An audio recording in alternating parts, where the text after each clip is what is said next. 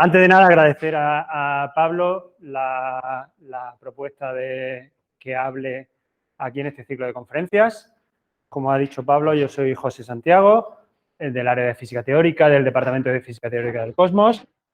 Doy las coordenadas para que podáis venir a preguntarnos si estáis interesados en el tema en cualquier momento, ¿de acuerdo? Y antes de empezar, pues tengo que empezar, como siempre recomiendan, que no empiece uno pidiendo disculpas, ¿de acuerdo?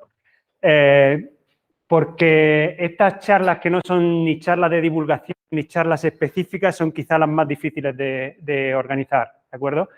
Y entonces hay que tratar de encontrar un equilibrio entre dar suficientes detalles específicos como para que los expertos no se aburran y al mismo tiempo dar las ideas suficientemente sencillas como para que los no expertos pues quizás no se pierdan desde el principio, ¿de acuerdo?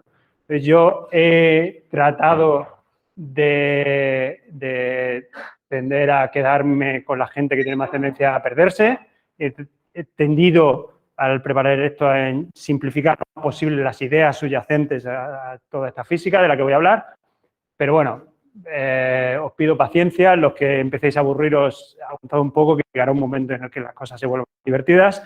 Y los que os estéis perdiendo, pues no dudéis en levantar la mano y decir, José, para y explícame mejor esto que no lo entiendo. ¿De acuerdo?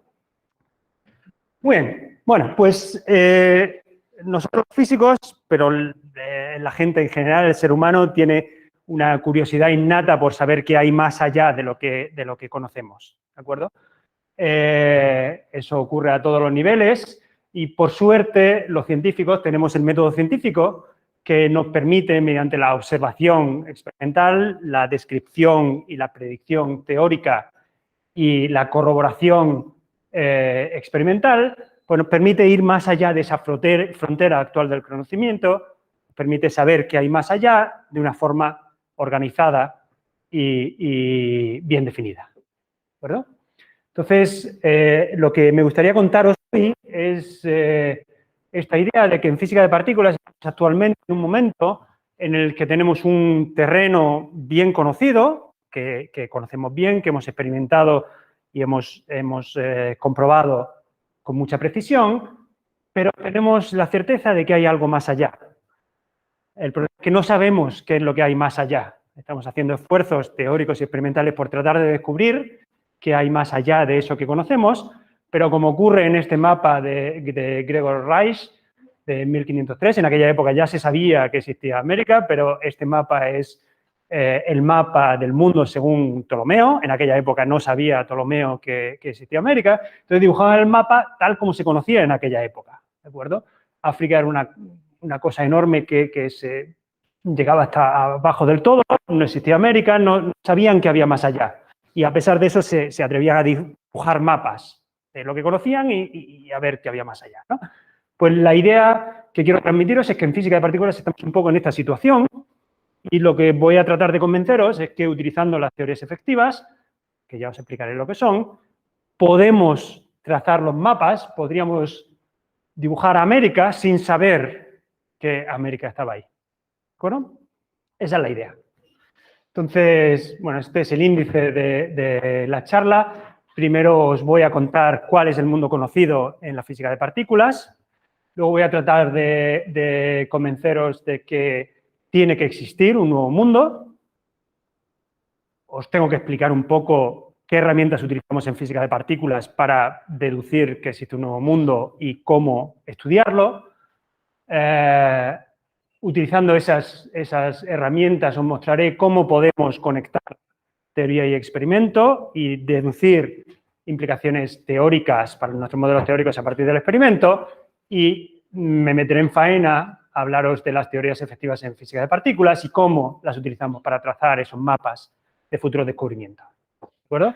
Y luego haré un par de comentarios sobre trabajos que hemos hecho en relación con la teoría de efectivas en física de partículas, aquí en el grupo de la Universidad de Granada. Bueno, pues, ¿qué es lo que conocemos? ¿Qué es la Tierra conocida? ¿Qué es esa Europa, Asia y norte de África que Ptolomeo conocía bien? Pues en física de partículas es el modelo estándar de elementales, que como aquí describe con enorme precisión los experimentos de física de partículas que hemos hecho, que exploran distancias. En física de partículas tenemos tendencia a interesarnos en el límite de distancia lo más pequeñas posible, ¿de acuerdo? Entonces, el modelo estándar de partículas explica con enorme precisión la física que ocurre a esta distancia del orden de 10 a la menos 19 metros, que para los menos científicamente inclinados es 1 billón de veces más pequeño que el coronavirus, que hoy en día todos sabemos lo chiquitito que es, ¿de acuerdo? Y todos sabéis que la materia está compuesta por átomos. Esos átomos tienen una nube de electrones y un núcleo que está formado por protones y neutrones. A su vez, si uno mira con más detalle, los protones y los neutrones están formados por quarks, de manera que prácticamente toda la materia que conocemos, que existe, que observamos en la Tierra, está compuesta por esos quarks de dos tipos, un quark up y un quark down, electrones que están aquí alrededor del núcleo, y sabemos que en algunas desintegraciones nucleares se producen unas partículas que se llaman neutrinos, el neutrino del electrón, ¿de acuerdo? Casi toda la materia está formada por estas partículas, el quark up, down, el electrón y su neutrino electrónico. Cuando haciendo experimentos de física de partículas, indagando a distancias aún más pequeñas, nos dimos cuenta de que realmente hay más partículas que esas que conocemos. Esencialmente hay dos copias pesadas de esas partículas que conocemos. El quark up tiene otros dos quarks, el quark charm y el quark top, que son idénticos al quark up, excepto que son más pesados. Lo mismo ocurre con el quark down, el quark strange y el quark bottom, que son iguales al quark down, excepto más pesados. Igual con el electrón, que tiene el muón y el tau, y el neutrino electrónico, que tiene el neutrino muónico y el neutrino tauónico. Estos son los 6 quarks y los 6 leptones, son las partículas de materia que forman toda la materia conocida hasta el momento, y tenemos también las partículas que median las interacciones entre estos quarks y leptones. El fotón, la partícula Z, la partícula W, los gluones y el bosón de Higgs, ¿de acuerdo? Estas partículas, las partículas de materia y las partículas que median las interacciones, son los componentes del modelo estándar de partículas elementales. Este modelo, que os digo que es el modelo bien conocido, que reproduce todos los datos experimentales de física de partículas hasta esta distancia de 10 a la menos 19 metros con enorme precisión. ¿De acuerdo? Esto es lo que conocemos bien. Y, por supuesto, esto lo estoy, obviamente, simplificando mucho. Es esto y las reglas de cómo todas estas partículas interaccionan entre sí. ¿De acuerdo? Pero, esencialmente, esto es, para nosotros, el modelo estándar. Este conjunto de partículas y cómo interaccionan entre sí. Esto describe lo que observamos con enorme precisión. Ahora tengo que hacer de Cristóbal Colón, igual que cuando él se puso delante de los Reyes Católicos y trató de convencerlos de que existía una nueva vía, un camino desconocido que era mejor que lo que conocemos hasta ese momento. Y lo que tengo que deciros es, os he dicho que el modelo estándar reproduce con enorme precisión todos los experimentos de física de partículas, hasta 10 a la menos 19 metros. Pero eso no quiere decir que explique todo lo que observamos en la naturaleza. De hecho, hay fenómenos que se observan en la naturaleza que el modelo estándar no es capaz de reproducir. Por ejemplo, en el modelo estándar, la masa de los neutrinos es el neutrino electrónico, muónico y tauónico que os mencionaba. El modelo estándar, la masa de los neutrinos es 0. ¿De acuerdo? Y se ha observado experimentalmente que la masa de los neutrinos es muy pequeña, pero no es 0. ¿De acuerdo? Por ejemplo, se ha observado en experimentos de astrofísica y de cosmología que existe una componente de energía y materia en el universo en forma de materia oscura. El modelo estándar no tiene ningún candidato para explicar cuál puede ser el origen de esa materia oscura. Por ejemplo, tampoco entendemos por qué el universo está formado por materia en lugar de antimateria. De hecho, ¿por qué hay universo en general y no se ha cancelado toda la materia con la antimateria y hemos desaparecido? ¿De acuerdo? El modelo estándar no incluye efectos de gravedad cuántica. Hay algunos fenómenos que el modelo estándar es incapaz de explicar. Y, sin embargo, los hemos observado. Por lo tanto, es evidente que tiene que haber algún tipo de física más allá del modelo estándar. Algo que explique todos estos fenómenos que hemos observado y que el modelo estándar no puede explicar. ¿De acuerdo? La cuestión es cuál es esa física más allá del modelo estándar. Y lo que tenemos claro es que, por un lado, tiene que ser compatible con los datos experimentales, igual que lo es el modelo estándar. No podemos definir una nueva física que ahora no reproduzca los datos de los experimentos de física de partículas. Y, por otro lado, tiene que explicar estos nuevos fenómenos que el modelo no es capaz de explicar. ¿No? Bueno, pues ahora necesito hablaros un poco de cómo medimos cosas, como qué instrumentos utilizamos en física de partículas para poder saber cuál es esa nueva física. Entonces, lo primero que es importante, es algo que sabéis bien, es que la energía o el momento y las distancias son variables conjugadas. Entonces, en general, siempre que hablamos de energías grandes, es equivalente a hablar de distancias pequeñas. Distancias grandes es equivalente a hablar de energías pequeñas. ¿Bueno? Y yo utilizaré esos dos conceptos indistintamente. Para mí, energías pequeñas es lo mismo que distancias grandes. Y energías grandes es lo mismo que distancias pequeñas. ¿De acuerdo? Y por eso os digo que en física de partículas, en general, estamos interesados en estudiar cómo funciona el universo a las distancias lo más pequeñas posibles. Eso es equivalente a decir a las energías lo más altas posibles. ¿De acuerdo? Y de hecho, si queremos investigar la naturaleza a distancias cada vez más pequeñas, eso requiere instrumentos que insuflen cada vez mayor energía en el sistema para poder hacer esas medidas. ¿De acuerdo? Si no quieres mirar una cosa pequeña, demasiado pequeña como para verla con los ojos, usa una lupa. Si es demasiado pequeño para verlo, como para verlo con una lupa, pues utilizas un microscopio. Si es aún demasiado pequeño, utilizas un microscopio electrónico, que cada vez tiene más energía asociada. Y si uno quiere mirar los límites de las distancias más pequeñas jamás exploradas, pues tiene que utilizar microscopios como lo que utilizamos en física de partículas. Aquí está muy pequeño y probablemente no lo veréis, pero estos dos puntitos de aquí son dos personas, está hecho a escala. Entonces, estos microscopios que utilizamos en física de partículas, pues este en concreto tiene 25 metros de alto y 44 metros de largo. ¿De acuerdo? Entonces, con eso lo que quiero deciros es que los experimentos de partículas que están, como os digo, intentando explorar las distancias más pequeñas jamás exploradas, pues requieren un esfuerzo tanto humano como tecnológico increíble. ¿De acuerdo?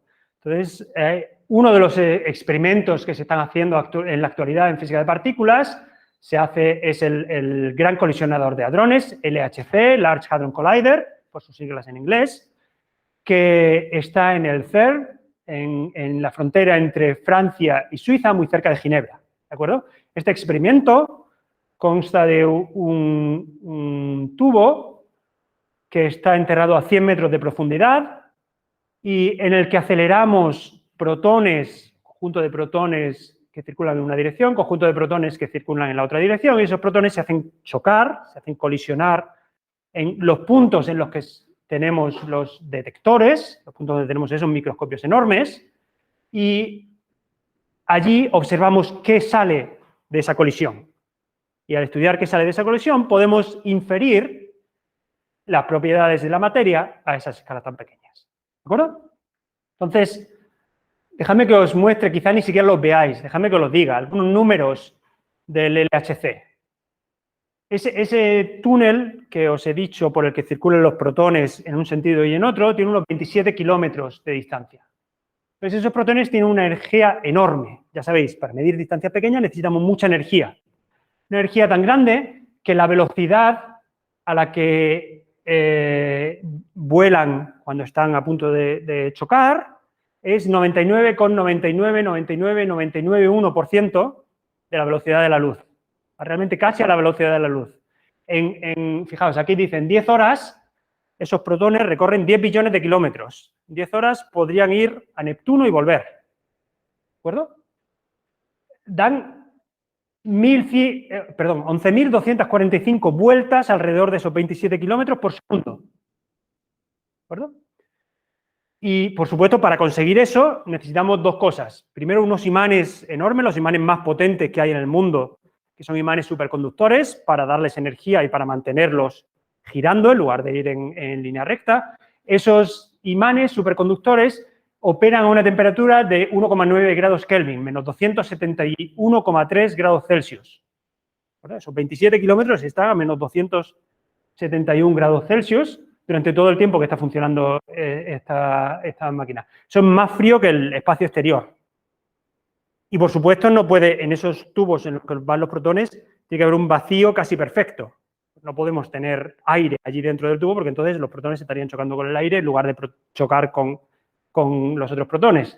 De hecho, la presión es del orden de 10 a la menos 13 atmósferas, 10 veces menos que la atmósfera de la Luna. ¿De acuerdo? Entonces, con estos números no pretendo apabullaros y demostraros lo guay que son los experimentos de física de partículas, que un poco sí, porque yo mismo que veo estos números, estoy súper acostumbrado, pienso que son apabullantes, ¿de acuerdo? Pero la idea que os quiero transmitir es que los experimentos en física de partículas se han vuelto tan sofisticados que se ha producido una separación entre físicos de partículas experimentales y físicos de partículas teóricos. ¿De acuerdo? Uno ya no puede realizar un experimento de física de partículas en el laboratorio de la universidad, el mismo laboratorio en el que os damos las prácticas de laboratorio. ¿De acuerdo?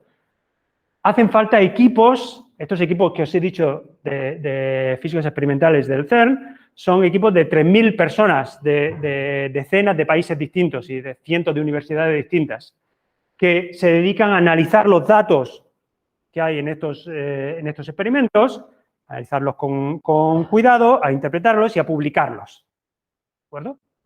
Luego estamos los físicos teóricos, que lo que hacemos es recoger esos datos que los físicos experimentales publican e interpretarlos en términos de modelos teóricos. ¿De acuerdo? Entonces, bueno, aquí tenéis os quiero mostrar un momento, un vídeo de... A ver si puedo. Vamos a ver. Esto es el ejemplo de una colisión. Aquí tenéis los protones, estaban en azul, chocan y producen un montón de partículas. ¿De acuerdo? Realmente no es un protón chocando contra otro protón, como hay muchas posibilidades de que los protones son tan pequeños que hay muchas posibilidades de que se pierdan el uno al otro. Entonces ponemos muchísimos protones en un grupo, muchísimos protones en el otro y hacemos que se crucen. Y en ese cruce, pues hay un número de choques, ¿de acuerdo? Ese número de choques hace que, déjame que lo pare un momento, a ver si llego, hace que se produzcan muchísimas partículas, ¿no? Porque se producen muchos choques entre muchos protones de esos.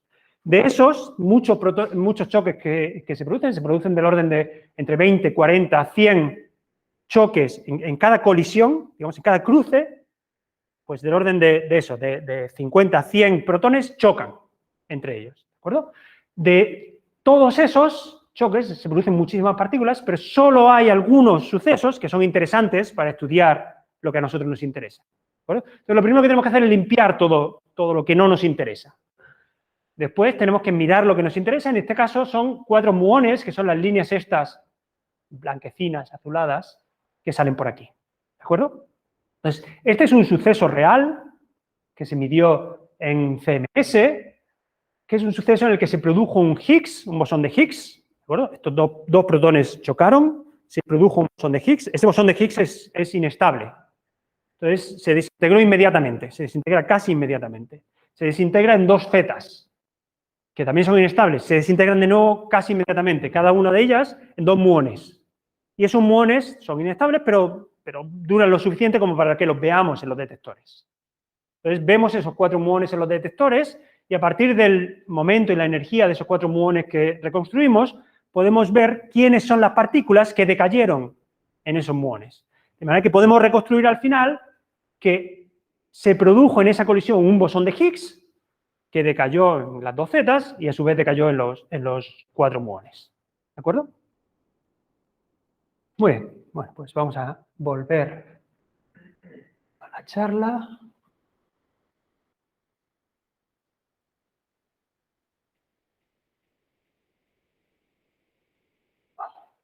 Muy bien, pues esos son los instrumentos que utilizamos en física de partículas a nivel experimental. A nivel teórico, como os he dicho, los físicos de partículas experimentales y los físicos de partículas teóricos somos gente distinta. ¿Verdad? No porque seamos más guapos o más feos o más lo que sea, sino porque tenemos que especializarnos. ¿Verdad? Entonces, desde el punto de vista teórico, la herramienta que utilizamos es la teoría cuántica de campos, que es la única forma conocida de combinar de forma consistente la relatividad especial con la mecánica cuántica. ¿De acuerdo?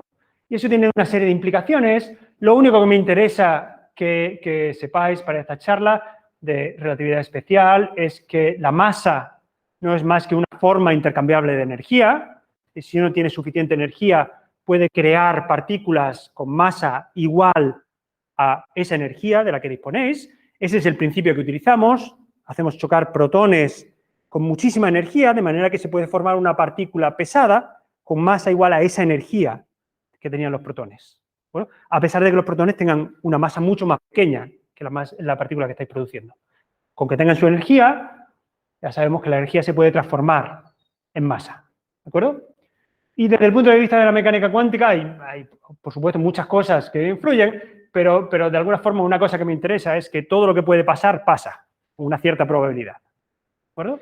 Y ahora veremos por qué eso es importante. Pero una cosa que sí me gustaría enfatizar es que la relatividad especial y la mecánica cuántica restringen muchísimo las posibilidades de cómo describir la física a distancias muy pequeñas. ¿De acuerdo? Fijan muchísimas propiedades simplemente imponiendo la relatividad especial y la mecánica cuántica, queda prácticamente todo fijado en teoría cuántica de campos.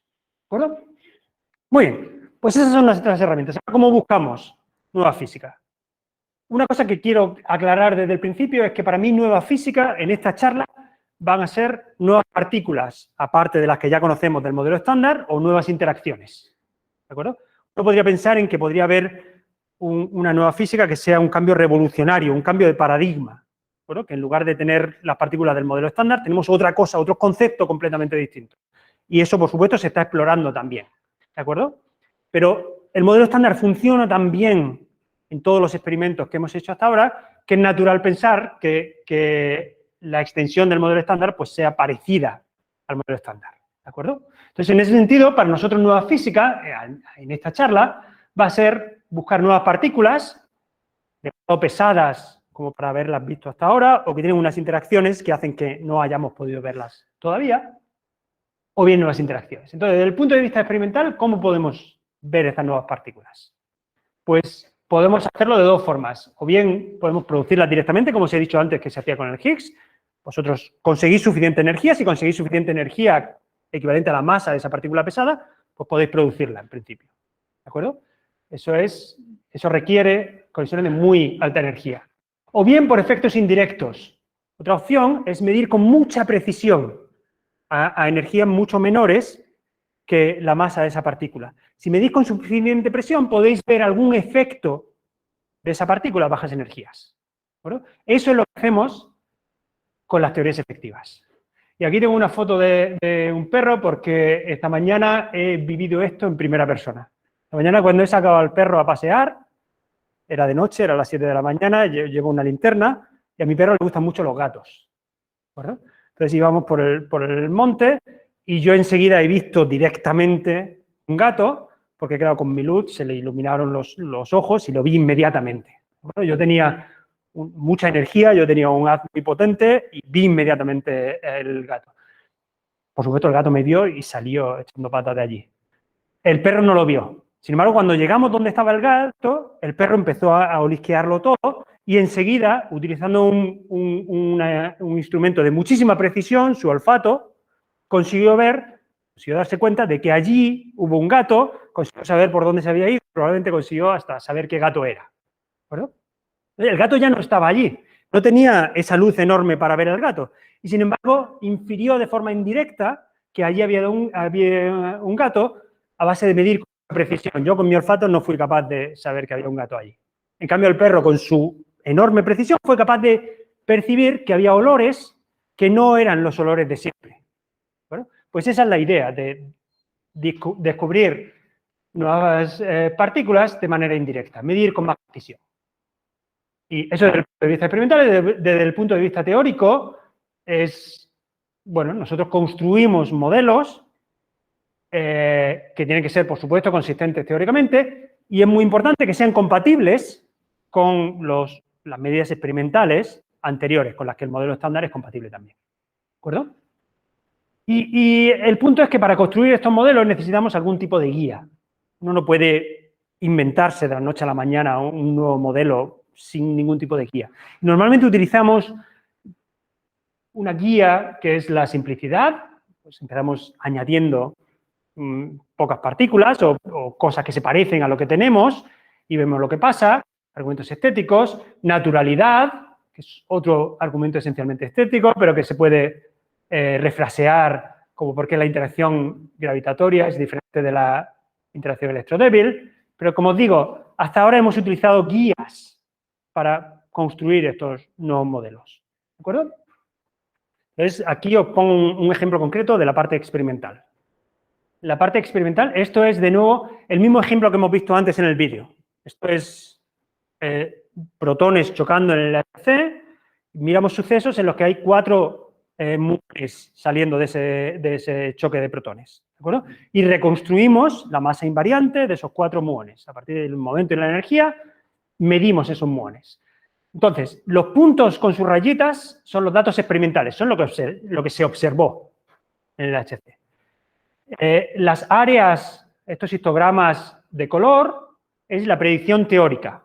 En rojo está la predicción teórica del modelo estándar sin el bosón de Higgs. Y en azul está la contribución del bosón de Higgs. Entonces, aquí veis perfectamente que los físicos experimentales comprobaron que efectivamente los datos experimentales son compatibles con la existencia de un bosón de Higgs y no son compatibles con el hecho de que no haya un bosón de Higgs. ¿Vale? Si no hubiese un bosón de Higgs, entonces estos puntos experimentales tendrían que estar por aquí abajo. ¿Vale? Eso es como en ese vídeo que yo he mostrado se puede comprobar que efectivamente había un bosón de Higgs. Por supuesto, esto es el resultado no de ese evento en concreto, sino de un estudio estadístico de muchísimos de estos sucesos. ¿De acuerdo? Ahora, con respecto a la forma teórica de descubrir nueva física, con los físicos teóricos que tenemos muchísima imaginación, incluso utilizando estos principios como la simplicidad o la neutralidad, se nos han ocurrido un montón de modelos. Es increíble, como dice aquí Guille, lo que puede tener un lápiz dentro, pues efectivamente es increíble lo que la imaginación humana es capaz de generar. ¿De acuerdo? Aquí hay un boceto hecho por un físico de Berkeley, Hitoshi Murayama, de modelos de nueva física que se le ha ido ocurriendo a los físicos teóricos. ¿De acuerdo? Esto está súper anticuado, esto tiene 20 años. Ahora hay muchísimos más modelos. ¿De acuerdo? Y una cosa que me gustaría recalcar es estas regiones que Murayama escribió, Not Yet Thought Of, son modelos en los que ni siquiera hemos pensado. Entonces, con la imaginación que tenemos los físicos teóricos, primero, hemos inventado un montón de modelos que son compatibles con el experimento y predicen cosas nuevas que en algún momento podremos comprobar o refutar experimentalmente, pero incluso existe la posibilidad de que la naturaleza sea distinta de cualquiera de esos modelos que se nos ha ocurrido. ¿De acuerdo? Y eso es un problema, evidentemente. Entonces, además, para empeorar las cosas, los cálculos teóricos que hacen falta para comparar las predicciones teóricas de un modelo, de esos muchos que hemos inventado, con los datos experimentales, normalmente son complicadas. Son complicadas porque en ocasiones hay muchas contribuciones, esas contribuciones que nosotros parametrizamos o representamos en forma de diagramas de Feynman, en ocasiones dan infinitos en cálculos intermedios y entonces tenemos que regularizarlas, tenemos que renormalizarlas, lo que hace más complicado los cálculos. Y además, para empeorar las cosas, hay que repetir el cálculo para cada observable experimental y para cada modelo teórico. ¿Vale? No es lo mismo un Higgs a 4 zetas que un Higgs a 2 fotones, que medir con mucha precisión otra propiedad de física de partículas en otro experimento distinto. Y ahora cada uno de esos observables tengo que calculármelo en mi modelito, o en tu modelito, o en el modelito del vecino, cada uno de esos observables para cada uno de esos modelos. Y esos cálculos no son triviales. ¿Vale? Total, que estamos en una situación en la que tenemos que hacer cálculos difíciles para conectar cada uno de los resultados experimentales con cada uno de nuestros modelos teóricos para saber primero, si un modelo teórico está excluido, es compatible o no con los datos experimentales, y segundo, si necesitamos conectar teoría con experimento para saber si se ha descubierto nueva física, ¿de acuerdo? Para saber si alguno de estos modelos que yo me he inventado y que creo que es la descripción real del universo, realmente es lo que están observando experimentalmente. Entonces, claramente necesitamos un método más eficiente para realizar esta conexión entre teoría y experimento si queremos avanzar en el sentido de llegar más allá de nuestro conocimiento actual en la física de partículas. Y la idea es que las teorías efectivas nos pueden ayudar a realizar de forma mucho más eficiente esta relación, esta conexión entre teoría y experimento, de la forma que os voy a explicar ahora. Entonces, por si acaso alguien está como Manolito, que desde la transparencia 1 no ha entendido nada hasta ahora, vamos a recapitular un momento, ¿de acuerdo? Vamos a fijar las ideas. Entonces, las ideas básicas que os he tratado de transmitir hasta ahora es que el modelo estándar reproduce todos los experimentos de física de partículas hasta el momento con mucha precisión, pero hay algunos fenómenos observados, como la masa de los neutrinos, la existencia de materia oscura, etcétera, que el modelo estándar no es capaz de explicar. Entonces, eso nos indica que debe haber física más allá del modelo estándar, pero no sabemos cuál. Y el problema es que directamente, simplemente conectar las medidas experimentales con los modelos teóricos es altamente no trivial. Por el gran número de medidas experimentales, por el gran número de modelos teóricos y por la dificultad de los cálculos para ir de unos a otros, ¿no? Y la idea es que, como os voy a mostrar en las próximas transparencias, las teorías efectivas nos permiten realizar esa conexión entre teoría y experimento de manera muy eficiente. Y para eso necesito explicaros qué son las teorías efectivas. Entonces, las teorías efectivas en el fondo se basan en dos conceptos que todos los físicos tenemos muy asimilados, pero que hay veces que no apreciamos lo suficiente. Uno es, los ingredientes principales, el primero es la aproximación o incertidumbre en las medidas experimentales. El hecho de que no podemos medir con precisión infinita ningún observable. No hay nada que podamos medir con precisión infinita. Todo lo que medimos siempre tiene una cierta incertidumbre, un cierto error. ¿De acuerdo? Y el otro efecto, que está muy relacionado con el primero y ocurre gracias al primero, es el desacoplamiento, la irrelevancia de los detalles de un cierto límite cuando estáis mirando a otras distancias. ¿De acuerdo? Aquí tenéis una vaca que estamos mirando de muy cerca y aquí le vemos pues todas las manchas, las orejas, tiene una etiqueta aquí en la oreja, etcétera, etcétera. Si nos vamos más lejos o alejamos la vaca, pues ya no sabemos si es una vaca, si es una oveja, ya no sabemos muy bien lo que es, no importa si tiene un pendiente o no.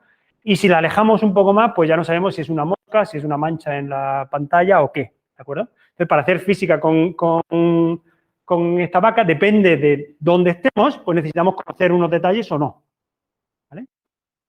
Pues estos dos ingredientes, por supuesto, esto es gracias a que no podemos medir con precisión infinita. Si pudiésemos medir con precisión infinita, da igual lo lejos que esté la vaca, que voy a verle el pendiente. ¿Verdad?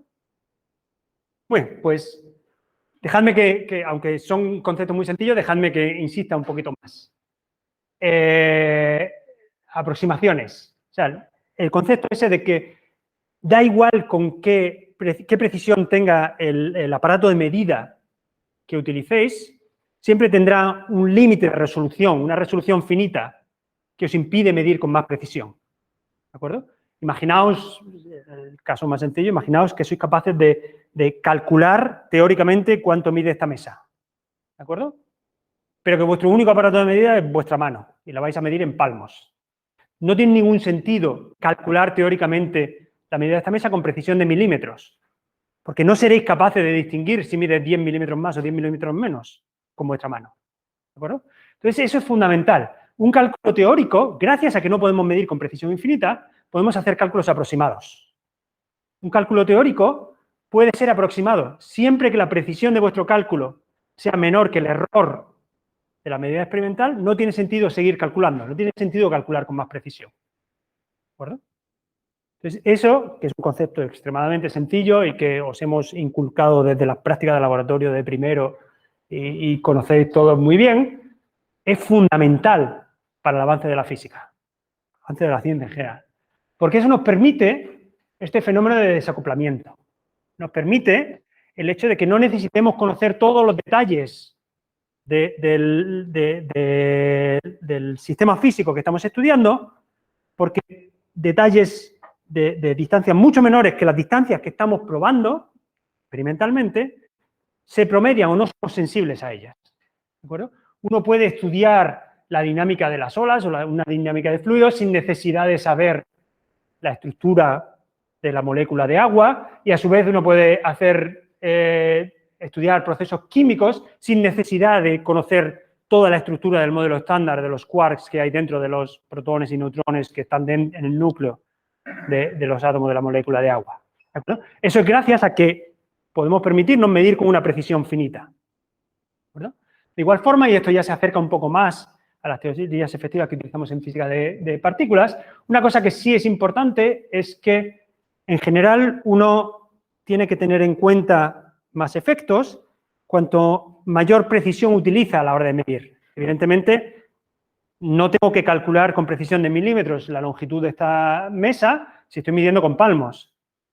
Pero si mido con una cinta métrica, pues entonces ya que me mide hasta milímetros, pues entonces ya igual sí que debo medir con milímetros. ¿De acuerdo? Entonces, conforme vamos teniendo más precisión experimental, necesitamos extender con frecuencia nuestras teorías. ¿De acuerdo? Y un concepto importante es que una nueva teoría no tiene por qué invalidar la teoría anterior. Ya hemos dicho que la nueva teoría tiene que ser compatible con los datos experimentales anteriores. ¿De acuerdo? Entonces, de alguna forma, incluso si conceptualmente es muy distinta, de alguna forma la nueva teoría tiene que contener a la teoría anterior en un límite, en el límite apropiado. ¿De acuerdo? Y aquí os pongo el ejemplo clásico, la relatividad de la ley de la gravitación universal de Newton es conceptualmente muy diferente de la ley de la relatividad de Einstein, ¿de acuerdo? Pero la ley de la relatividad de Einstein contiene a la ley de Newton en un límite, el límite de curvaturas pequeñas, ¿de acuerdo? Y eso nos garantiza que todo lo que Newton podía explicar, la relatividad general lo puede explicar también. Y es solo cuando uno se va a medir con muchísima precisión, como cuando vais a medir el perihelio de Mercurio, o estáis utilizando Google Maps y estáis utilizando GPS con enorme precisión, solo entonces necesitáis incluir los efectos de la relatividad general. Y el caso anterior no es suficiente. Eso es porque estáis midiendo con muchísima precisión. ¿De acuerdo? También puede ocurrir, en el caso de relatividad general, hay veces que se va a situaciones en las que la curvatura es enorme, entonces no necesitáis mucha precisión. Si os vais a un límite en el que los efectos son grandes, pues no hace falta tanta precisión. ¿De acuerdo? Muy bien. Entonces ya os digo, los ingredientes fundamentales de las teorías efectivas son el hecho de que toda medida experimental es aproximada y eso nos permite ignorar parte de los efectos. ¿De acuerdo? Entonces, en teoría cuántica de campos, como vamos a ver en un momento, ese desacoplamiento, primero, antes de ir ahí, dejadme que diga que ese fenómeno de desacoplamiento es fundamental para el avance científico. Imaginaos que necesitamos conocer todo lo que ocurre a todas las escalas, toda la complicación del modelo estándar o de la relatividad general para hacer un cálculo sencillito de dinámica clásica. ¿De acuerdo? Nadie habría descubierto las leyes de la dinámica clásica si hubiésemos necesitado conocer toda la física a todas las escalas. ¿Bueno? Entonces, es fundamental ese concepto del desacoplamiento porque nos permite avanzar científicamente. Entonces, como digo, en teoría cuántica de campos, ese desacoplamiento es sutil por los efectos de la mecánica cuántica, pero está demostrado rigurosamente. Hay un teorema, el teorema de Appelquist-Garzone, que se publicó un año antes bueno, se publicó unos meses antes de nacer yo, que dice que sí, que en teoría cuántica de campos también hay desacoplamiento. ¿No? Entonces, para que no penséis que en física de partículas todo es dibujitos y ideas sencillas y todo eso, pues ahora os voy a dar un poquito de ecuaciones, así que agarrad que vienen curvas y, por supuesto, paradme. Si las curvas son demasiado cerradas, paradme y vamos más despacito, ¿de acuerdo? Entonces, aquí os he dicho que no todo en física de partículas es dibujitos y os pongo un dibujo, ¿de acuerdo? Bueno, al final casi todos son dibujitos, pero le pongo unas cuantas letras griegas por aquí y unas cuantas ecuaciones para que parezca que es más sofisticado, ¿de acuerdo? Pero en realidad es muy sencillo. Esto es un diagrama de Feynman que representa la desintegración de un muón. Ya os he dicho que los muones son inestables, al final se desintegran. En el modelo estándar, este muón se desintegra emitiendo un neutrino muónico, una W, que a su vez se desintegra en un electrón y un antineutrino electrónico. ¿De acuerdo? Y ese es el proceso principal que media esa desintegración. Entonces, en física de partículas tenemos unas reglas, la regla de Feynman, que nos dice cómo leer, cómo calcular con estos diagramas. Entonces, una de las primeras reglas es que el momento se conserva. ¿De acuerdo? En cada vértice, en todos lados, el momento se tiene que conservar. De manera que si tenéis un muón con un momento P mu, pues ese tiene que ser igual a la suma del momento del neutrino y de la W que habéis producido. Y a su vez, el momento de esta W tiene que ser igual a la suma de los momentos del antineutrino y del electrón. ¿De acuerdo? Lo importante para mí es que este momento de la W es del orden del momento del muón, que es del orden de su masa. ¿De acuerdo? Pues no os lo he dicho todavía, pero la masa del muón es mucho más pequeña que la masa de la W. Casi 1000 veces más pequeña que la masa de la W. ¿De acuerdo? Entonces, la otra regla de Feynman, que me dice cómo calcular esto, es que esta línea así ondulada de la W, tenemos que sustituirla por un propagador. ¿Qué es el propagador? Da igual, es por el momento al cuadrado menos la masa al cuadrado. ¿Vale? Eso es lo que nos interesa. Entonces, lo importante es que la conservación de momentos nos dice que este momento que tiene la W, esta energía que tiene la W, es mucho menor que su masa, ya os he dicho, es 1000 veces más menor, más pequeña, al cuadrado, pues 1.000.000 de veces más pequeña. ¿De acuerdo? Entonces, ahora viene una pequeña ecuación, pero esto todo lo sabéis. Podemos sacar un factor -1 sobre masa de la W al cuadrado aquí, y lo que nos queda multiplicando es 1 dividido por 1 menos p cuadrado sobre mw al cuadrado, y esto todos lo veis como la suma de la serie geométrica, ¿de acuerdo?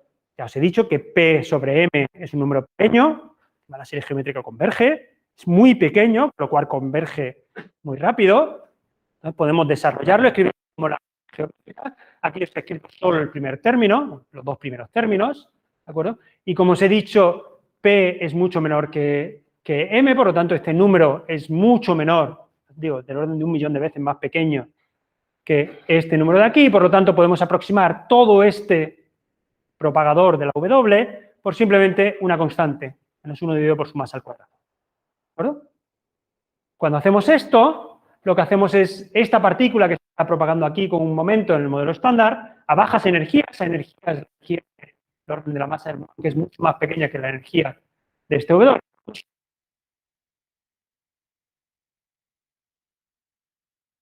Pues quitamos la partícula directamente, ¿de acuerdo? Y esto lo quitamos, lo cambiamos directamente por un acoplamiento, de manera que el muón acopla directamente al neutrino muónico, el antineutrino electrónico y el electrón, ¿de acuerdo? Bueno, pues esto es una descripción efectiva de este proceso, que es la famosa teoría de Fermi, que de hecho se descubrió primero, porque lo que suele ocurrir es que a bajas energías lo que sabemos son los efectos de la teoría, de la teoría efectiva, y solo cuando nos acercamos a la masa de las partículas pesadas podemos empezar a verlas directamente. Es cuando podemos empezar a deducir qué partículas tenemos allí. ¿De acuerdo? Pues eso es una descripción efectiva de este proceso, en el que la partícula pesada la sustituimos por sus efectos a bajas energías. ¿Vale? En este caso era muy sencillo, porque el momento de la W era mucho menor que su masa. Pero como os he dicho, en mecánica cuántica uno tiene que sumar sobre todas las posibilidades que tiene. Y hay casos en los que esto no es tan sencillo. ¿Bueno? Aquí tenéis otro diagrama de Feynman, este es un poquito más complicado, tiene menos patas, pero tiene una cosa aquí que llamamos un lazo. ¿De acuerdo? Esto podéis pensar es una línea cerrada. ¿Vale? En los casos en los que tenéis lazos, resulta que la conservación de momento en todas las líneas deja un momento sin determinar, sin fijar. ¿De acuerdo? Aquí tenemos una partícula con momento P, la conservación de momento al final nos dirá que la partícula que sale tiene que tener momento P, pero este momento P solo fija la suma de los momentos de estas dos partículas, pero no cada una de ellas individualmente. De manera que una vez que ponemos una al valor que queramos, la otra está fijada. Pero esa primera puede tener cualquier valor, y la mecánica cuántica nos dice que si puede tener cualquier valor tenéis que sumar sobre todas las posibilidades de ese valor.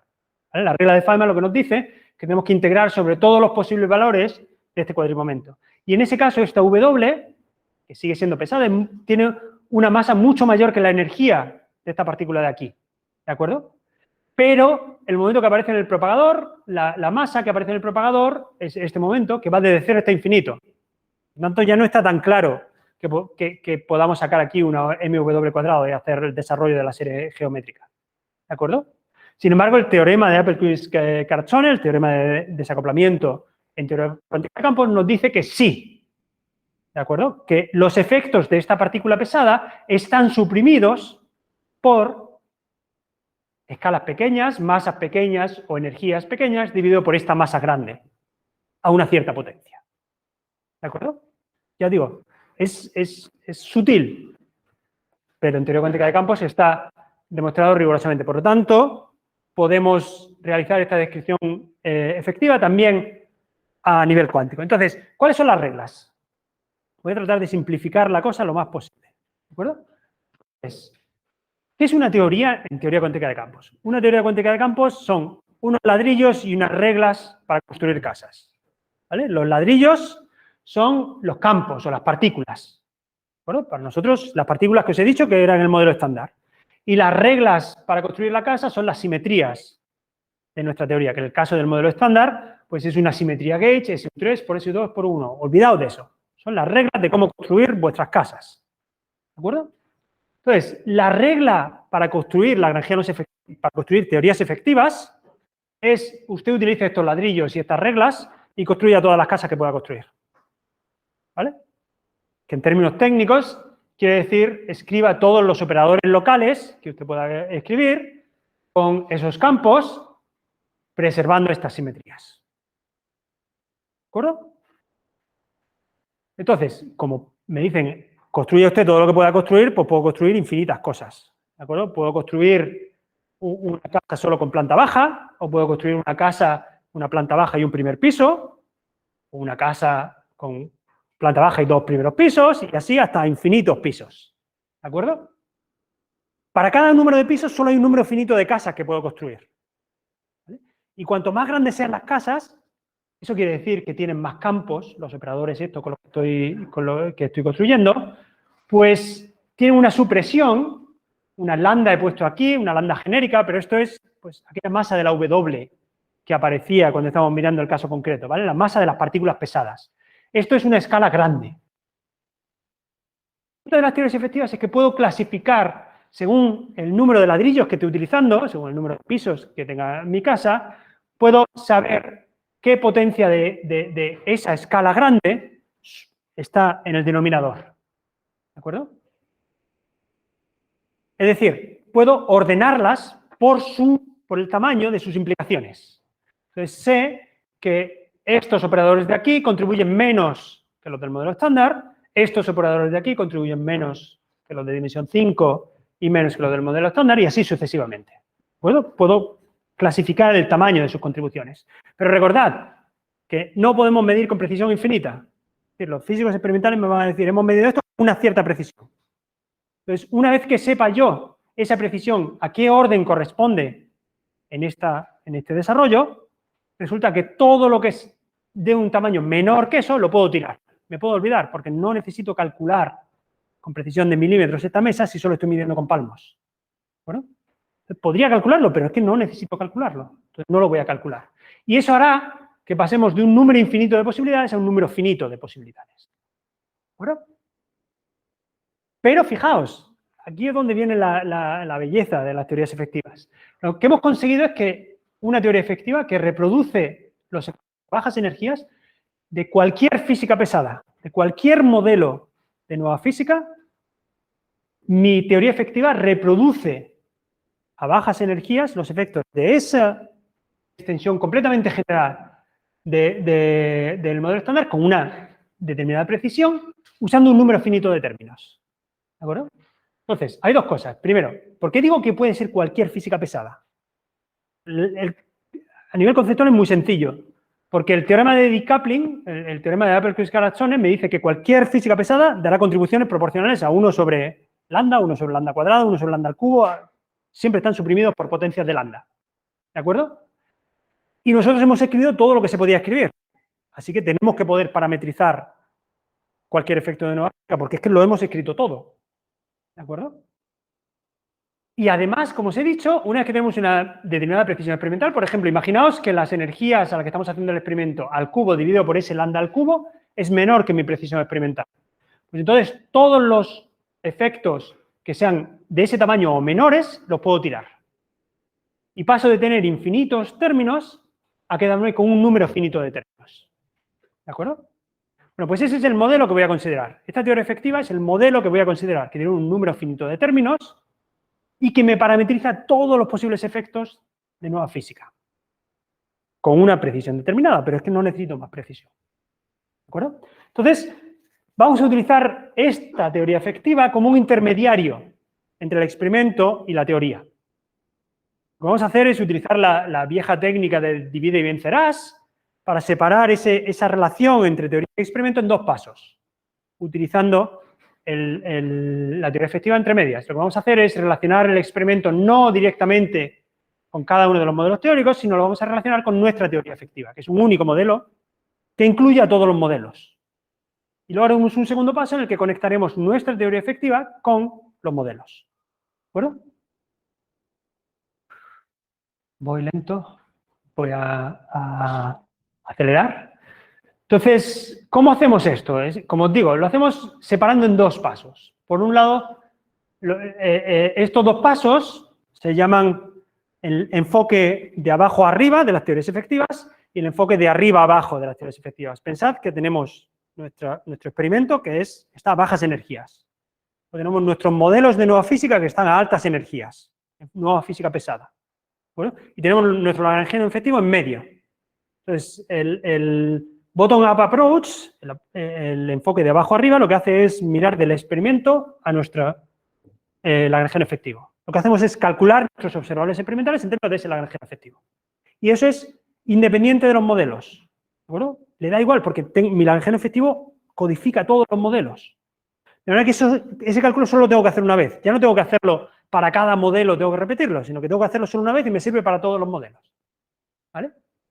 Y luego eso tengo que conectarlo con el enfoque desde arriba hacia abajo, en el que ya para cada modelo tengo que calcularme cómo se relaciona con mi lagrangiano efectivo, con mi teoría efectiva. ¿Bueno? De manera que una vez que tenga los dos, los puedo conectar de unos a otros.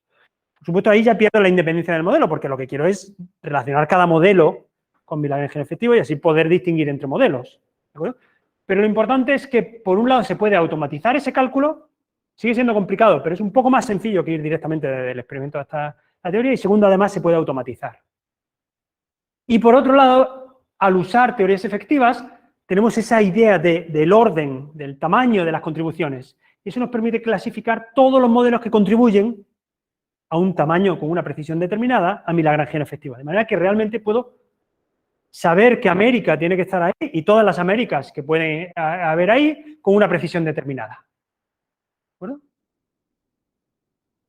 Por supuesto, todo eso es muy bonito. Una vez que uno se manga las mangas y se pone a hacer las cosas en detalle, todo es más complicado de lo que estoy diciendo. ¿De acuerdo? Cuando uno pone los pies en la tierra, se acaba la diversión y empiezan los problemas. Por ejemplo, el hecho de que nuestro modelo, nuestra teoría efectiva es independiente de todos los modelos, pues quiere decir que tiene que ser un modelo muy complicado, evidentemente, porque tiene que incluir todos los posibles modelos, ¿de acuerdo? Eso quiere decir, en general, tiene muchos parámetros. Y eso de conectar teoría con experimento no es trivial, ¿no? Nadie dijo que iba a ser fácil. Pero la idea esa de que teorías efectivas podemos clasificar el tamaño de las contribuciones nos permite ir de poco a más. Nos permite primero empezar con las contribuciones más grandes y luego ir poco a poco afinando nuestra aproximación. De manera que podemos realmente, desde ya, empezar a tener estudios que nos dicen cuál puede ser el tamaño, según el experimento, de los distintos parámetros de nuestra teoría efectiva. ¿Vale? Eso es ese bottom-up approach. Y el enfoque desde arriba, lo que hacemos es, como os digo, es relacionar nuestros modelos, cada uno de los modelos de nueva física, con mi lagrangiano efectivo. Lo bonito es que, mediante estas cosas que llamamos diccionarios infrarrojo, ultravioleta, acordaos, infrarrojo es bajas energías, ultravioleta es altas energías, pues estos diccionarios nos permiten conectar bajas energías con altas energías, podemos clasificar completamente todos los modelos de nueva física que nos contribuyen a la lagrangiano efectiva, a nuestra teoría efectiva, con una precisión determinada. ¿De acuerdo? Entonces, lo bonito de esto es que por esa posibilidad de clasificar los tamaños, no existen regiones not yet thought of. No existen regiones en las que no hayamos pensado, porque podemos clasificar todos los modelos que dan una contribución a ese orden concreto, a ese tamaño. ¿De acuerdo? Pues conectar de manera directa los datos experimentales con todos los posibles modelos de nueva física. Realmente podemos trazar los mapas de nueva física con una precisión determinada. Voy a ir rápido. La contribución más grande la clasificamos miembros de aquí de la Universidad de Granada hace unos años, utilizando resultados, extendiendo resultados que van tan atrás como mi tesis. Y bueno, ya os digo, en este caso, en la contribución más grande, hay 48 campos nuevos que pueden dar contribución y ya está, y no hay más. Pueden parecer muchos, pero esos son todos los modelos. Ya está. No hay más con ese orden de aproximación, ese tamaño. ¿De acuerdo? Esos son todos los modelos que puede haber.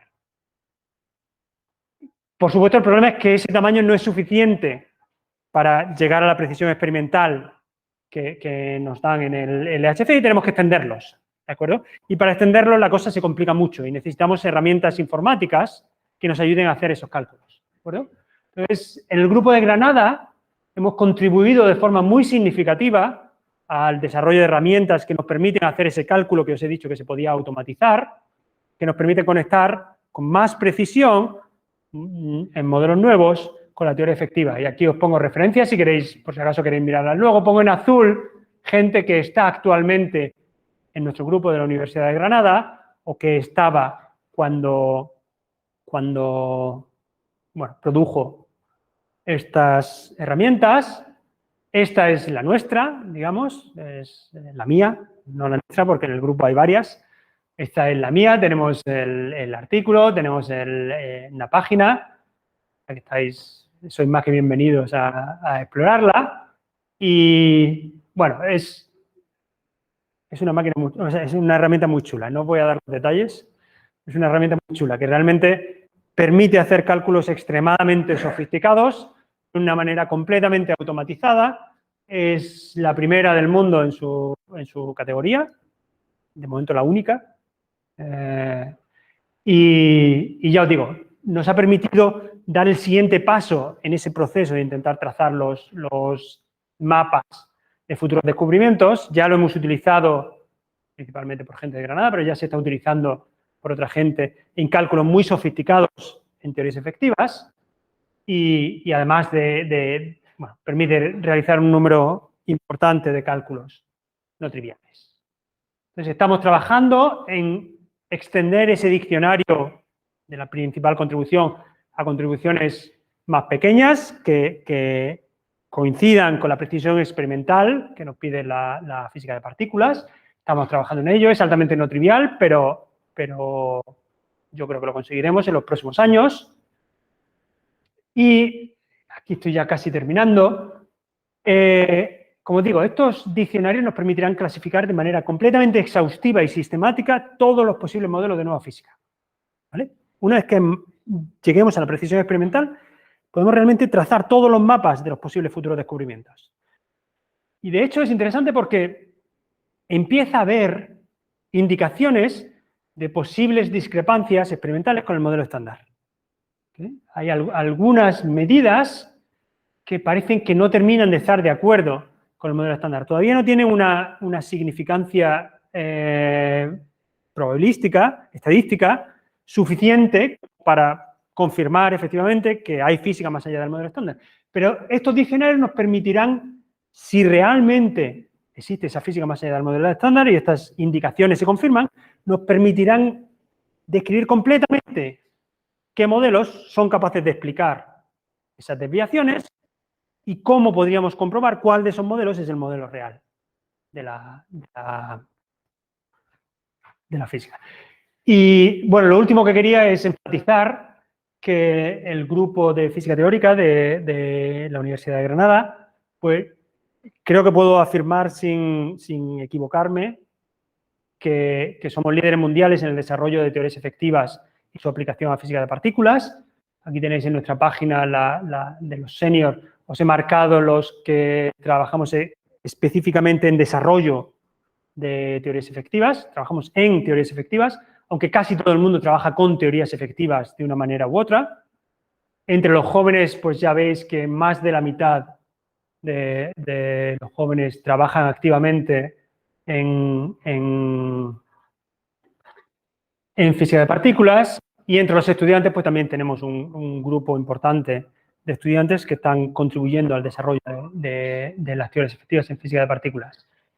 Y realmente eso se refleja en puestos de responsabilidad, en los resultados que estamos produciendo, tanto en términos de herramientas como de cálculos y desarrollos en teorías efectivas, la organización de congresos. Este verano tendremos el Congreso Mundial de Teorías Efectivas aquí en Granada. Y lo último, pues bueno, que si os ha interesado el tema, tanto si os habéis enterado como si no, pues que vengáis por allí, por el departamento, y hablamos. Muchas gracias.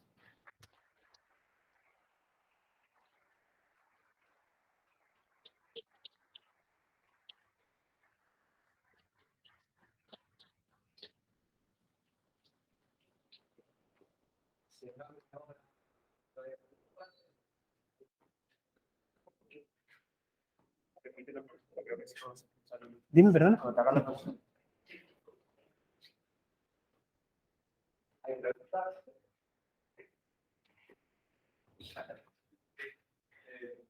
Es que, bueno, si he entendido bien, lo que permiten las perspectivas es acotar en uno de los modelos que son compatibles con paradigmas de modelo estándar, digamos.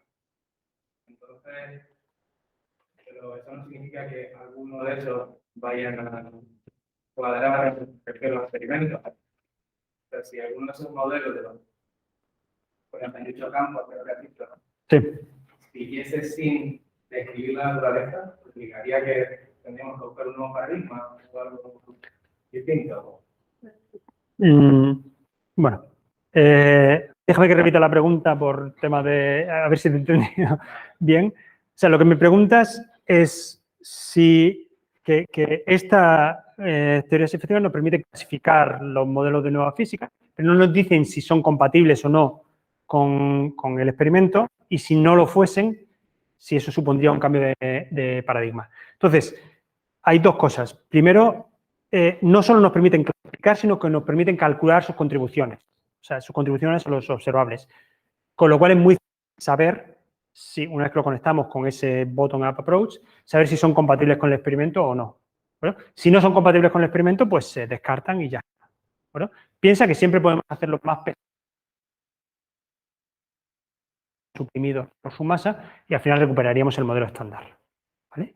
¿Qué pasaría si encontrásemos un experimento que observa algo que el modelo estándar no puede reproducir y que ninguno de esos 48 campos puede reproducir? Si nos convencemos de que ninguno de esos 48 campos, o el equivalente a tamaños un poco más pequeños, hasta el tamaño del experimento, puede reproducir, pues sí habría que buscar otro paradigma. Sí, sí. Pero eso requeriría, ya te digo, que encontremos algo que el modelo estándar no pueda explicar y que ninguno de esos un nuevo paradigma, que no tiene por qué ser realmente un cambio completo de paradigma realmente. Podría ocurrir, por ejemplo, que haya partículas que sean relativamente ligeras, que no estén en el modelo estándar, pero que interactúen de una forma rara, de manera que no las hayamos observado totalmente todavía. Entonces, eso requeriría un cambio relativamente pequeño. Bueno, simplemente sería encontrar un nuevo modelo estándar que incluya esas partículas.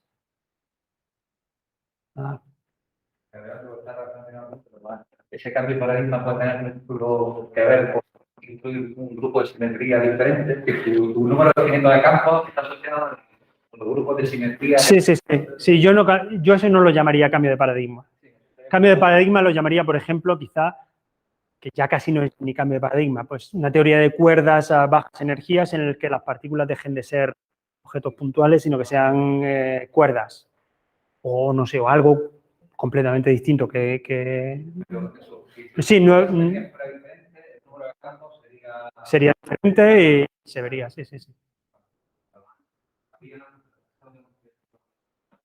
Bueno, la pregunta sencilla, al final la misma diapositiva que podría explicar una física pesada. Sí. ¿Me podría decir física pesada en qué te refieres? Sí, son partículas, nuevas partículas más pesadas que lo que se ha descubierto hasta ahora. Sí, sí. El modelo que al principio de la charla dice pues todo esto todavía no está explicado. Sí. ¿Tienen modelos de esas posibles? Algunos de ellos pueden explicar algunas de esas propiedades, no todos.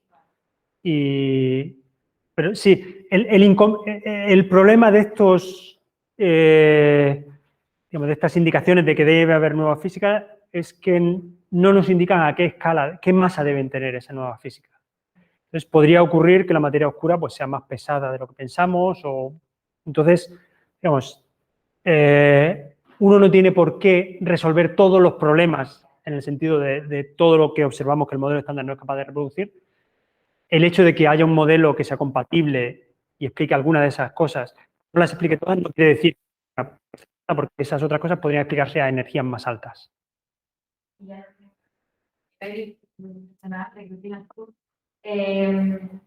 En cuanto a la sinergia que puede existir entre el campo de física de partículas y electropartículas, ¿crees que habrá algún tipo de resultado que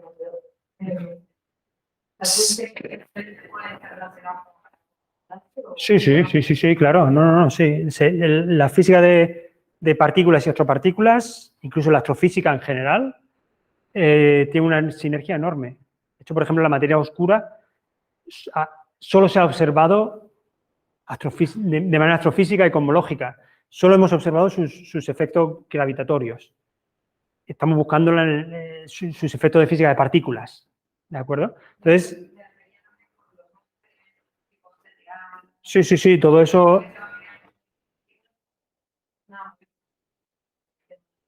Sí, todo eso da una información muy valiosa para la física de partículas. En general tiene tendencia a dar información más que sobre partículas muy pesadas, en general sobre partículas menos pesadas, pero que acoplan débilmente, como por ejemplo los neutrinos. Pero sí, es una información complementaria y muy útil que utilizamos con regularidad, sí. Yo tengo un par de ellos. Bueno, para ver lo que te han preguntado antes, la analogía que tú ponías cuando decías las teorías afectivas es que yo tengo estos materiales de construcción y estas reglas para construir. Yo construyo todas las edificaciones posibles con esto. Claro, al final del día, tú vas a incluir un número finito de elementos de construcción, pero cuando incluye todas las posibles teorías, incluso en las que me hemos pensado, sí hay un poquillo. Sí, es decir, bueno, puede haber materiales de construcción que tú no hayas pensado, o reglas para construir casas a las que no estás acostumbrado y tampoco las has incluido en tu teoría. Eso es posible en el sentido de que, bueno, se te han podido incluir formas de construir casas. Sí. Y eso, es decir, incluye toda la física, igual es muy optimista, o pues no es una analogía. Sí. No, o sea, es una analogía, pero tienes toda la razón, que podría ocurrir. Igual que dijimos antes, imagínate que no podemos explicar ni con el modelo estándar ni con esos 48 campos, ¿de acuerdo? Entonces, podría ocurrir, por ejemplo, que haya, como tú dices, un ladrillo nuevo, que haya una partícula nueva que sea ligera, que acople tan débilmente que hasta ahora no la hemos observado y no la hemos metido en nuestro modelo estándar porque no la necesitábamos para explicar nuestras observaciones, pero que llegue un momento en que sí haga falta, porque se mide con más precisión o lo que sea. Y resulta que esa partícula no es pesada, sino que es ligera. Entonces, es un nuevo ladrillo que hay que incluir en los nuevos cálculos. Entonces, efectivamente, el modelo estándar habría que extenderlo no en el sentido solo de física pesada, sino, digamos, añadiendo mal. Entonces, eso es una posibilidad que, digamos, que no, como digo, no supone un cambio de paradigma y a la que podemos adaptarnos de manera muy, muy sencilla. Yo iba más allá porque una partícula muy pesada es otro tipo de ladrillo. No, pero... Que las partículas no estén caracterizadas de la forma en la que Sí. Sí. Entonces, o sea, en todas estas afirmaciones siempre hay un disclaimer que hay que hacer, siempre hay unas ciertas condiciones. Entonces, evidentemente yo aquí no me he metido en detalles, pero siempre efectivamente hay unas condiciones para que nuestros teoremas se cumplan. Pero el punto importante es eso, que una vez que podemos clasificarlo todo, lo que puede ocurrir es que experimentalmente comprobemos que ninguna de esas explicaciones coincide con el experimento. Entonces, eso nos falsifica nuestras hipótesis, esas condiciones, y tenemos que buscar otra cosa nueva. Puede ser teoría de cuerdas o puede ser lo que sea. Pero, digamos, sigue siendo información relevante gracias al hecho de que podemos clasificarlo todo, con esas condiciones. Y dame un segundo. Al final has dejado ahí diciendo, bueno, parece que tal vez podría haber algo así. Sí. Y es compatible con modelos efectivos, con teorías efectivas. No nos puedes dar algo de en qué línea, o sea, qué nuevos... Sí, o sea, hay explicaciones basadas en nuevas... O sea, obviamente, digamos, todavía no tenemos estos diccionarios con la suficiente precisión como para interpretar esas posibles indicaciones de nueva física en el sentido que os estoy diciendo, ¿de acuerdo? Pero bueno, evidentemente los físicos de partículas, incluyendo gente de nuestro grupo, ha hecho interpretaciones pues basándose en conocimientos parciales. Entonces sí, hay modelos que con unas pocas partículas nuevas y además modelos que tienen sentido, porque digamos que son parecidos a modelos que se habían propuesto antiguamente, pueden explicar estas desviaciones del modelo estándar sin ningún problema y tienen otras predicciones que se podrán comprobar experimentalmente. Lo que pasa es que hasta ahora, digamos, no tenemos suficiente indicación estadística como para no estar seguros, como para estar seguros de que no es una fluctuación estadística. Entonces, digamos, por supuesto ha habido un montón de interpretaciones y estamos trabajando en ese tipo de cosas, pero no podemos decir todavía se ha descubierto nueva física. Hay tensiones en algunos sitios muy concretos. Pero fíjate que hay tensiones en algunos sitios muy concretos y además no las empezamos a tomar en serio porque están un poco alineadas. Fíjate que hemos medido tantas cosas que es normal que cuando mides muchas cosas, de vez en cuando, algunas se te desvíen mucho, ¿no? Esto es lo de siempre, lo de si tiras una moneda para arriba o para abajo, ¿cuántas veces te va a salir 10 veces seguidas cara? Pues depende del número de veces que tires, ¿no? Si tiras muchísimas veces, al final habrá un momento en que te salgan 10 seguidas cara. Pues entonces, desviaciones siempre esperamos de orden de 3 sigmas, pues esperamos que según el número de medidas que haya, pues en algún momento habrá una 3 sigmas. Pero estas son 3 sigmas, pero están alineadas, están en sitios coherentes entre sí. Y eso nos hace sospechar que quizá realmente no sea una fluctuación estadística, sino que sea nueva física. Pero no se puede, digamos, decir todo. ¿Quieres un nombre? Leptoquarks.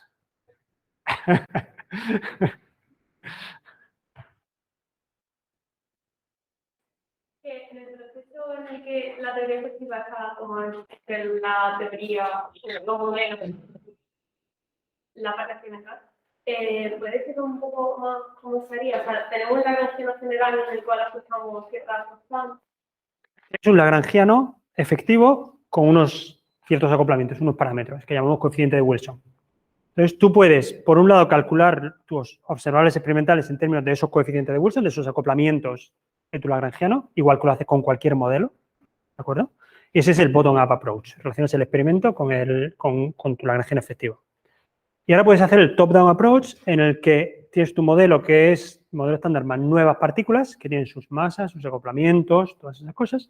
Y lo que haces es calcularte los coeficientes de Wilson, los coeficientes del Lagrangiano efectivo, en términos de las masas y los acoplamientos de las partículas pesadas.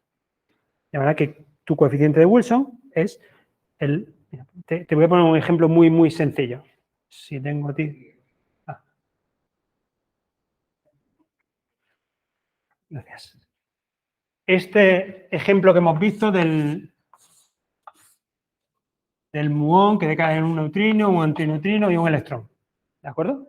Yo te he dicho, esto lo cambias, pero por -1 dividido por mw al cuadrado. ¿Vale? Realmente aquí también hay acoplamientos entre el muón y la W y entre el electrón y la W. Entonces, al final esto termina siendo G al cuadrado sobre 2 es G Fermi, que es la constante de ese Lagrangiano efectivo que pones. Entonces, ese proceso top-down es relacionar con tu teoría en la que sí tienes la W, los acoplamientos y la masa de la W, la relacionas con el acoplamiento en tu teoría efectiva. Y ahora, una vez que sabes la anchura de desintegración del muón como función de G Fermi, pues puedes poner esta expresión aquí dentro y ya sabes cuál es la anchura de desintegración del muón en términos de tu modelo completo.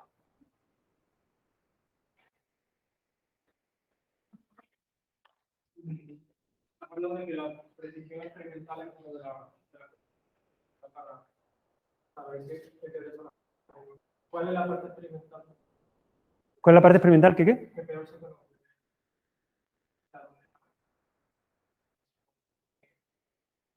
Bueno, hay incertidumbres grandes por dos motivos principalmente.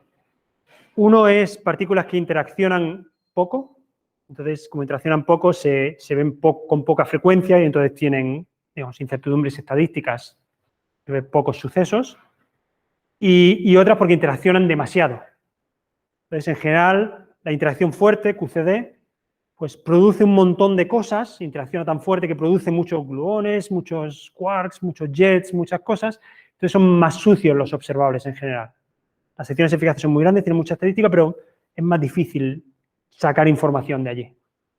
Entonces se avanza en los dos sentidos. Entonces, bueno, los experimentales hacen esfuerzos por tratar de minimizar sus errores, que tienen errores estadísticos y errores sistemáticos. Gran parte del esfuerzo de los experimentales es estudiar con cuidado esos errores y estimar con cuidado esos errores y tratar de minimizarlos. Y nosotros los teóricos pues tenemos que ir a siguientes órdenes en teoría de perturbaciones para reducir el orden teórico de el error teórico de nuestra predicción.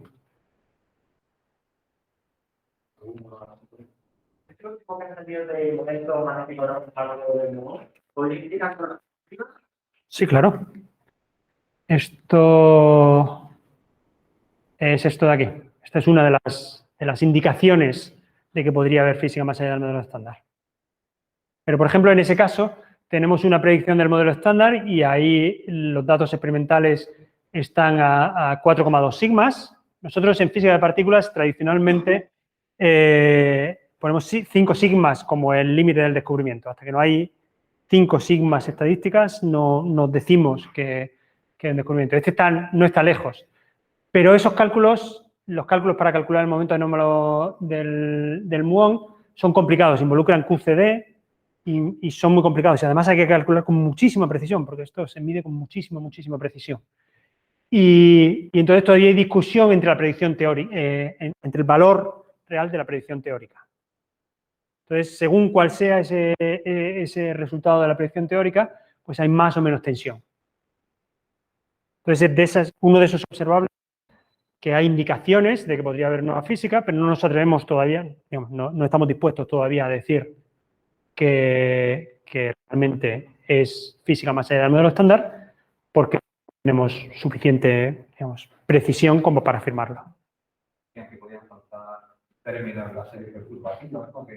Sí, bueno, sí. Que los errores teóricos no siempre son fáciles de estimar y, digamos, es un cálculo muy complicado.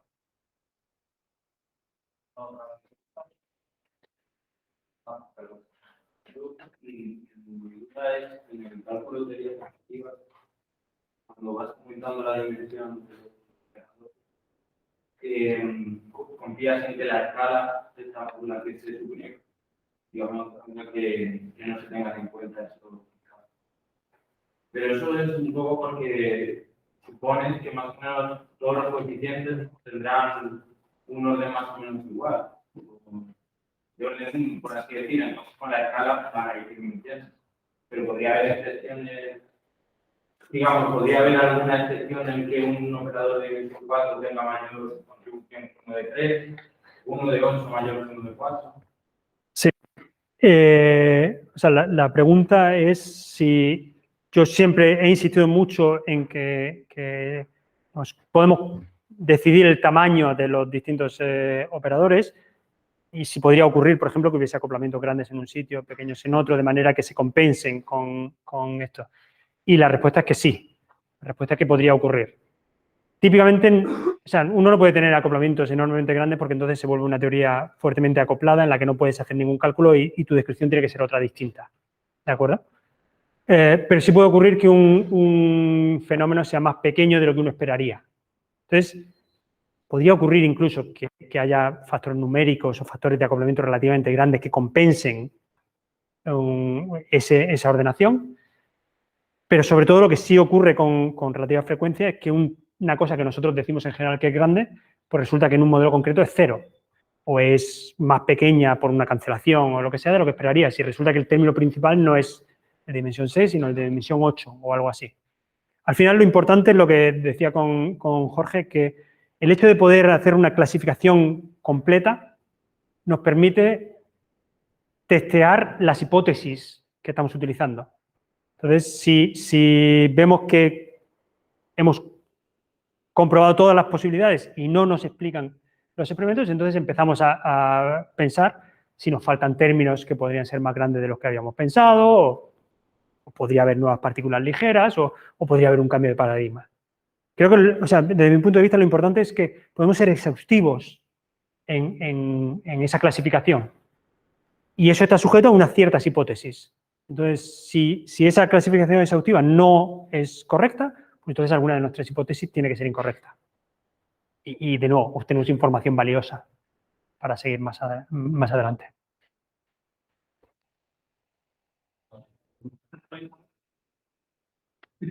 ¿Estas teorías efectivas incluyen gravitación? ¿Incluyen teorías generales? ¿O se implicaría a los términos? En general, en física de partículas no solemos incluir el gravitón, porque en general su interacción es tan débil que a las energías a las que estamos haciendo experimentos es completamente irrelevante.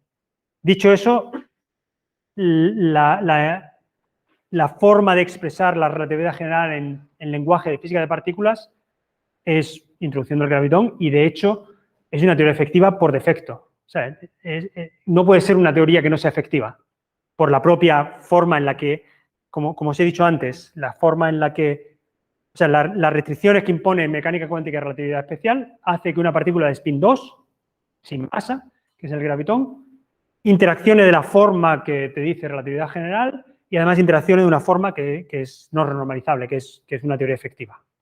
Bueno, con lo cual, sí, es que cuando estudiamos gravedad en lenguaje de física de partículas, por fuerza tenemos que utilizar teorías efectivas.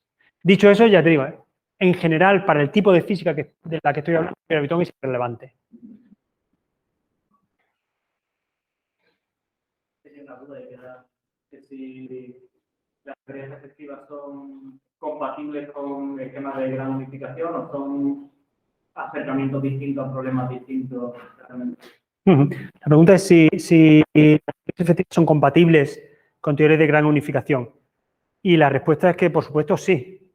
Una cosa que no he mencionado es que, según cómo uno calcule, hay teorías en las que uno tiene que utilizar teorías efectivas, incluso si tienes una teoría completa que sabes perfectamente cómo es, una teoría renormalizable que en principio no necesitáis utilizar teorías efectivas, según la forma que utilice para hacer cálculos, en general las formas más sencillas que conocemos para hacer cálculos, está forzado a utilizar teorías efectivas, porque las teorías efectivas te permiten mejorar la teoría de perturbaciones y hacer efectos que en principio podrían ser grandes por grandes logaritmos y cosas de esas, os permite resumar términos de manera que al final la teoría de perturbaciones funciona mejor. Entonces, teoría de gran unificación, dos cosas. Son perfectamente compatibles con teorías efectivas. De hecho, en general, hay que utilizar teorías efectivas para estudiarlas.